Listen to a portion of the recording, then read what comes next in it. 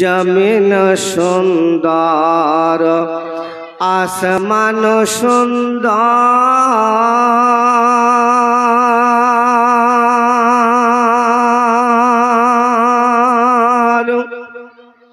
জমিন সুন্দর আসমান সুন্দর আরো সুন্দর গাছপালা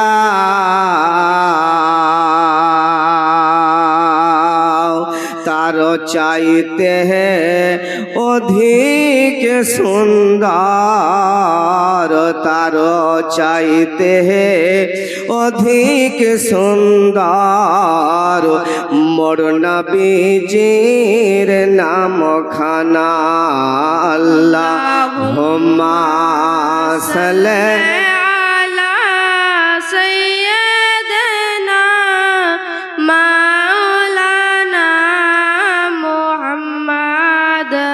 وعلى آله سيدنا مولانا محمد وعلى آله سيدنا مولانا محمد সমস্ত তারিফ সমস্ত প্রশংসা সে মহান রব্বুল আলামিনের দরবারে নিবেদিত যে আল্লাহ পাক রব্বুল আলামিন আমাকে আপনাকে এই দুনিয়ার বুকে ৮০,০০০ আলম ১৮,০০০ মখলুকাতের মধ্যে সর্বশ্রেষ্ঠ করে দুনিয়ার বুকে প্রেরণ করেছেন। যে আল্লাহ পাক রব্বুল আলামিন আমাকে আপনাকে ঈমান দান করেছেন, যে মহান রব্বুল আলামিন আমাদের জন্য কোরআন শরীফে ১১৪ খানা সূরা নাজিল করেছেন, তাই সবাই মিলে আল্লাহ পাকের শুকরিয়া আদা করার জন্য একবার কোরআনের ভাষায় বলি আলহামদুলিল্লাহি রাব্বিল আলামিন। আলহামদুলিল্লাহ আরেকবার মোহাব্বতে বলুন আলহামদুলিল্লাহি রাব্বিল আলামিন। আলহামদুলিল্লাহি রাব্বিল আলামিন। তারপরে পরে আমার নবী আপনার নবী সারা বিশ্বের নবী কুল কায়নাতের নবী নবিयों का नबी अहमद मुस्तफा जनाब मोहम्मदुर रसूलुल्लाह लंबे लंबे हाथों से भीग देने वाले दाता आकाए नामदार मदीनी ताजदार दोनों मालिक व मुख्तार जिन्हें हलेन वामा अरसलनाका इल्ला रहमताल लिल आलामीन हायातुन नबी जिंदा नबीर उपरे শতবার হাজারবার লক্ষবার কোটিবার তার চেয়েও বেশি অধিক দরুদের নাজরানা অর্পিত হোক বর্ষিত হোক নাজিল হোক সকলে মিলে একবার উচ্চস্বরে বলি আল্লাহুম্মা আমিন। আল্লাহুম্মা আমিন। আর একবার মোহাব্বতে বলুন আল্লাহুম্মা আমিন। আল্লাহুম্মা আমিন। আল্লাহর নবীকে হাজির নাজির মেনে ভক্তি ভরে একবার দরুদে পাক পড়ি আল্লাহুম্মা সাল্লি আলা সাইয়্যিদিনা মাওলানা মুহাম্মদ ওয়া আলা আলি সাইয়্যিদিনা মাওলানা মুহাম্মদ। মুআজ্জাজ আমরা সবাই অবগত, বিশেষ করে সুবর্ণপুরের গ্রামবাসীদেরকে জানানো যাইতেছে যে আপনারা নিজে খাওয়া দাওয়া সেরে মেহমান নামাজি করিয়ে আপনারা এই পাক মেহফিলে এসে উপস্থিত হয়ে যান, কারণ আমরা সবার কাজ শুরু করে দিয়েছি। আর একটু পরেই আপনাদের সম্মুখে জীবনী বক্তা হযরতে আল্লামা মাওলানা আব্দুল মালিক সাহেব উপস্থিত হয়ে যাবেন। তবে ব্রাদার, আমি আপনি সবাই জানি মাত্র কয়েকদিন হলো আমাদের কাছ থেকে রমজান মাস বিদায় নিয়েছে। বেরাদার, যতটুকু আমরা রমজান মাসে রোজা রাখতে পারলাম আল্লাহ পাকের কাছে হাজার শুকরিয়া আদা করি। মুআজ্জাজ সামিনে কেরাম, আপনাকে যদি আমি বলি ঈমানদার কাকে বলে নাকি, তো মুআজ্জাজ ঈমানদার ওকেই বলা হয় যেই ব্যক্তি আল্লাহ আল্লাহ রসুলের প্রতি ঈমান নিয়ে এসেছেন আর আমার নবীকে ইলমের গায়েবের সংবাদদাতা নবী মনে করেন। নবী হলেন নূরুন আলা নূর। এটা হলো আমাদের আহলে সুন্নাত ওয়াল জামাতের আকীদা। জোরে বলুন সুবহানাল্লাহ। হঠাৎ করে মনেই পড়ে গেল, একজন ব্যক্তি মনে মনে ইরাদা করেছেন যতক্ষণ পর্যন্ত আমাকে আল্লাহ পাক না খাওয়াবেন আমি কিন্তু খাবো না। ওই ব্যক্তি যখন মনে মনে ইরাদা করেছেন, বাড়ি আসলেন, অর্ধাঙ্গিনী অর্থাৎ তিনার বিবি বলছেন, বলে স্বামী গো খেয়ে নাও, বলে না খাবো না। মা বলছেন, বলে বেটা তুমি খেয়ে নাও, বলে না খাবো না। আমি ইরাদা করেছি যতক্ষণ পর্যন্ত আল্লাহ পাক আমাকে না খাওয়াবেন আমি খাবো না। মুআজ্জাজ ওই ব্যক্তি চিন্তা ভাবনা করছেন বাড়িতে থাকলে তো আমাকে পেরেশানি করাবে, অতএব এখানে আর থাকবো না, আমি বন জঙ্গলে চলে যাব যেখানে মানুষের কোনো সমাগম থাকবে না আর কেউ আমাকে খেতেও বলবে না। উনি করলেন কি, বনের মধ্যে চলে গেলেন। সামনে লক্ষ্য করে দেখছেন, দেখবেন পৌষ মাসে অনেকজন আর কি করে, যেটাকে আমরা পোষানা বলি, যেটাকে পিকনিক বলি, তো কিছু লোক মিলে ওই বনের মধ্যে পিকনিক খেতে চলে গেছেন। সুন্দর করে মাংস পোলাও তৈরি করেছেন। তো ওই ব্যক্তি মনে মনে ভাবছেন আমি যদি এখানে থাকি তাহলে হয়তো আমাকে খেতে বলবে, আমি আর এইখানে থাকবো না, আমি গাছের উপরে উঠে যাব, আমাকে আর কেউ দেখতেও পাবে না। ওই ব্যক্তি করলেন কি, গাছের উপরে উঠে গেলেন। এদিকে বাবা যারা পিকনিক খেতে গেছেন তাদের সুন্দর করে পোলাও মাংস রান্না হয়ে গেছে, আর ওদিক থেকে একটা বিশাল বড় বাঘ এমন ভাবে তর্জন গর্জন করতে করতে চলে আসতেছে। আচ্ছা বলুন, বাঘের শব্দ যদি কেউ শুনে থাকবে কি? সবাই খানা পিনা ছেড়ে বাবা পালাতে শুরু করেছে। উনারা তো খানা ছেড়ে চলে গেলেন, আর অন্য দিক থেকে ডাকাতের দল চলে আসছে। সামনে লক্ষ্য করে দেখছেন যে এত সুন্দর খানা তৈরি করে রেখেছে, এত সুগন্ধি, এত সেন্ট। ডাকাতদের মধ্যে একজন বলছেন চলো আজকে খেয়ে নি যখন রান্না করা আছে। তো একজন ডাকাত বলছে, বলে শোনো এই খাওয়াটা খাওয়ানো যাবে না, কারণ এ খাওয়াতে হয়তো কেউ বিষ হয়তো মিশিয়ে দিতে পারে আমাদেরকে মারার জন্য। তাহলে কে হতে পারে?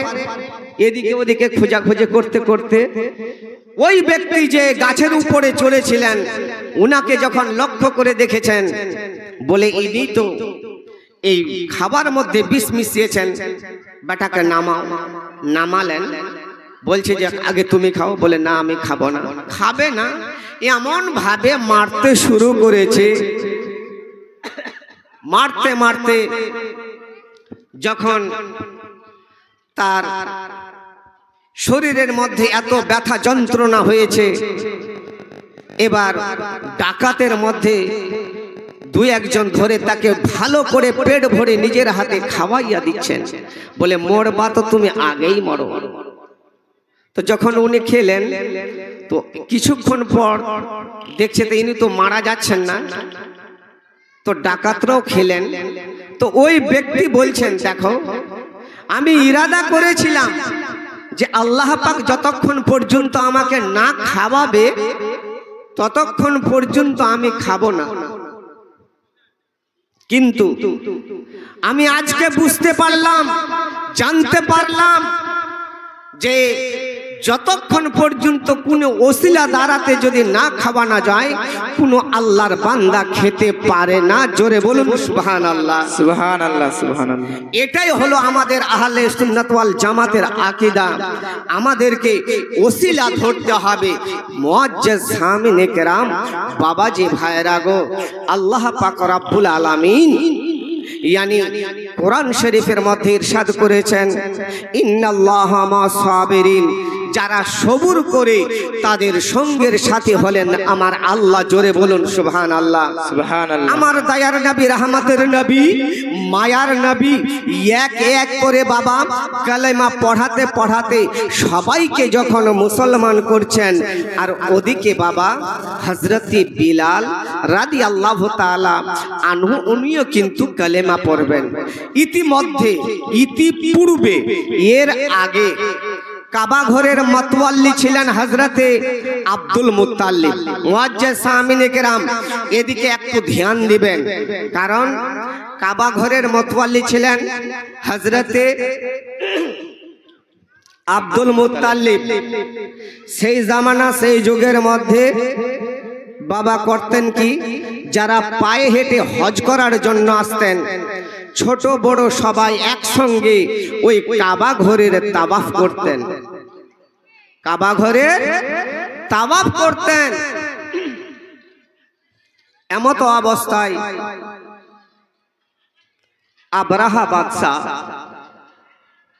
মনে মনে চিন্তা ভাবনা করছেন, এই কাবা ঘরের পাশে যদি আমি একটা গির্জা ঘর তৈরি করি তাহলে কাবা ঘরে আর কেউ হজ করতে যাবে না, তাওয়াফ করতে যাবে না, আমার গির্জা ঘরে এসে সবাই তাওয়াফ করবে। বনি কানায়া গোত্রের একজন ব্যক্তি যখন এই দৃশ্য দেখলেন যে একটা সুন্দর গির্জা তৈরি করেছে, ওই গির্জার মধ্যে কিছু মূলমন্ত্র দিয়েছেন, মূলমন্ত্রগুলো যখন ফেলে দিয়েছে আবরাহা বাদশা কিন্তু রাগে রেগাম্বিত হয়ে গেছেন। আমার এই কাবা ঘরের মধ্যে यानी গির্জার মধ্যে এমন কি যে আবর্জনা মূলমন্ত্র ফেলে দিয়েছে, আমি আর কাবা ঘরকে রাখবো না, ধ্বংস করে দেব। মুআজ্জাজ সামিনে কেরাম, বন্ধুগণ, দোস্ত, বাপজি, ভাইয়েরা গো, আবরাহা বাদশা মনে মনে চিন্তা ভাবনা করলেন যে আমি এই কাবা ঘরকে ধ্বংস করে দেব। সৈন্য সামন্ত নিয়ে বাবা এবার রওনা হচ্ছেন। যখন রওনা হচ্ছেন আর সামনের দিকে অগ্রগতিতে একটা হাতি যাচ্ছিল, বিশাল বড়। ওই হাতিটার নাম ছিল মাহমুদ। যখন কাবা ঘরকে ধ্বংস করার জন্য চলে যাচ্ছেন, যেতে যেতে দেখতে পেলেন মক্কা নগরের যত সমস্ত পশুরা ছিল, উটগুলো ছিল, আবরাহা বাদশা ধরে নিয়ে আসলেন। তার মধ্যে আব্দুল মুত্তালিবেরও ছিল 10টি উট। আব্দুল মুত্তালিব শুনতে পেলেন যে আমার উটগুলো আবরাহা বাদশা ধরে নিয়ে গেছে। বারাদার, বন্ধুগণ, দোস্ত, বাপজি, ভাইরা গো, ও গো আমার মা খালারা, শুনে জান গো, মা রাতের বেলা আব্রাহা বাদশা বাবা যখন উটগুলো ধরে নিয়ে গেছেন, তার মধ্যে 10টি উট ছিল আব্দুল মুত্তালিবের। আব্দুল মুত্তালিব জানতে পারলেন, এক পা দু পা করে হাঁটতে হাঁটতে হাঁটতে হাঁটতে আব্রাহা বাদশার কাছে গিয়া যেন হাজির হইয়া গেলেন। আর যেই না বাবা হাজির হইয়া আব্রাহা বাদশা আব্দুল মুত্তালিবকে স্বাগতম জানাচ্ছেন, ওয়েলকাম জানাচ্ছেন, বলে এসো এসো আব্দুল মুত্তালিব, ও কাবা ঘরের মতওয়ালি এসো, বলো কি খবর। আব্দুল মুত্তালিব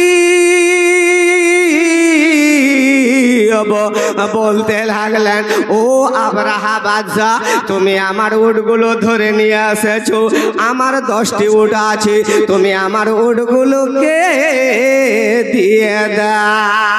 সুবহানাল্লাহ সুবহানাল্লাহ। আমার উটগুলোকে তুমি দিয়ে দাও।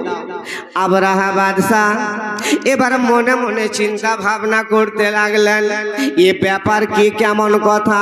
ওরে আব্দুল মুত্তালিব, আমি তোমার উটগুলো ধরে নিয়ে এসেছি ঠিক আছে, আমি তো কাবা ঘরকে ধ্বংস করার জন্য যাচ্ছি, তুমি কাবা ঘরের জন্য কোনো চিন্তা ভাবনা করছো না, তুমি তোমার নিজের উটের জন্য চিন্তা ভাবনা করছো। আব্দুল মুত্তালিব বলতে লাগলেন, ও আব্রাহা বাদশাহ, শোনো শোনো গো, আমি হলাম উটগুলোর মালিক, আর কাবা ঘরের যেই মালিক সেই কাবা ঘরকে আমার আল্লাহ পাক রক্ষা করবে। সুবহানাল্লাহ সুবহানাল্লাহ। শুনে আব্রাহা বাদশা আশ্চর্য হয়ে গেলেন, উটগুলো বাড়ি নিয়ে আসলেন। এদিকে বাবা সমস্ত মক্কাবাসীদেরকে এলান করে দিলেন, বৃত্তান্ত শুনিয়ে দিলেন। শুনিয়ে দেওয়ার পরে পরে আব্দুল মুত্তালিব সহ বাবা এবারে কাবা ঘরের কাছে গেলেন। পাহাড়ের গুহার মধ্যে সমস্ত লোকেরা লুকিয়ে আছেন, আর আব্দুল মুত্তালিব কাবা ঘরের দরওয়াজায় গিয়া দুহাত তুলে বাবা আল্লাহ পাকের দরবারে দোয়া করতে লাগলেন, ও গো রব্বুল আলামিন, আল্লাহ গো, আজ তোমার ঘরকে ধ্বংস করার জন্য আব্রাহা বাদশা চলে আসতেছে, আল্লাহ গো, আপনার ঘরকে আল্লাহ আপনি রক্ষা করবেন। সুবহানাল্লাহ সুবহানাল্লাহ। দোয়া করলেন, বাড়ি আসলেন, আব্রাহা বাদশা ধ্বংস করার জন্য চলে গেলেন।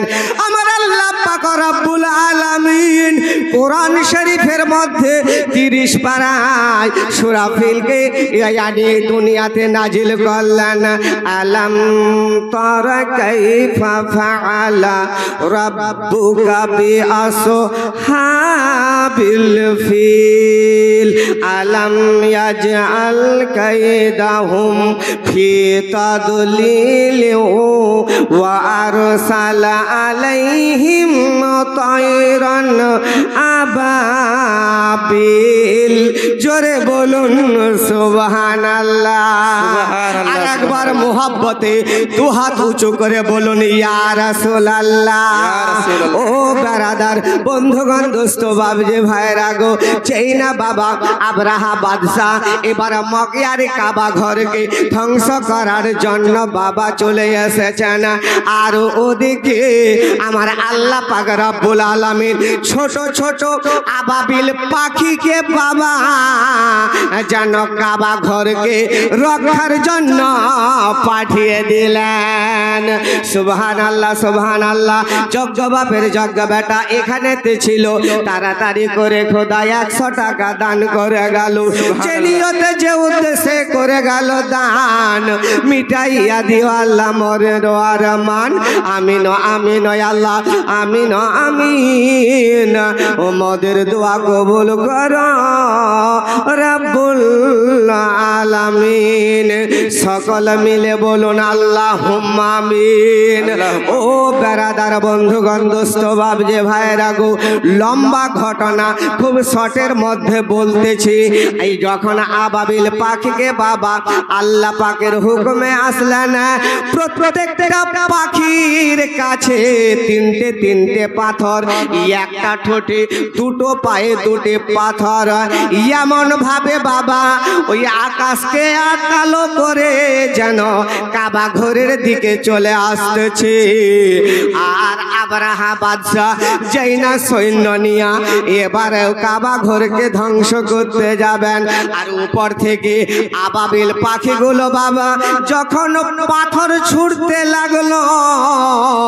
পাথর ফেলতে লাগলো হাতি সহ আবরাহার বাদশার সমস্ত সৈন্যরা বাবা জানো মাটিতে ভিতরে পুঁতে গেল